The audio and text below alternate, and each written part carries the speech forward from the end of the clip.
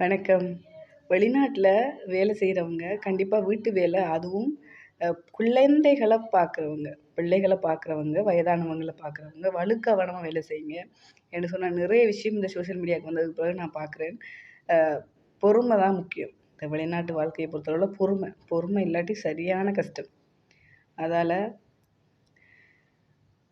கவனமா, பொறுமையா வேலை செய்ய பழகிக்கொள்ளுங்க. மற்றது தயவுசெய்து என்னதான் பிரச்சனையா இருந்தாலும், அதுக்கு ஏதாவது ஒரு பதில் இருக்கும். அதுக்கு தற்கொலை தான் முடிவுன்ட்டு இல்ல.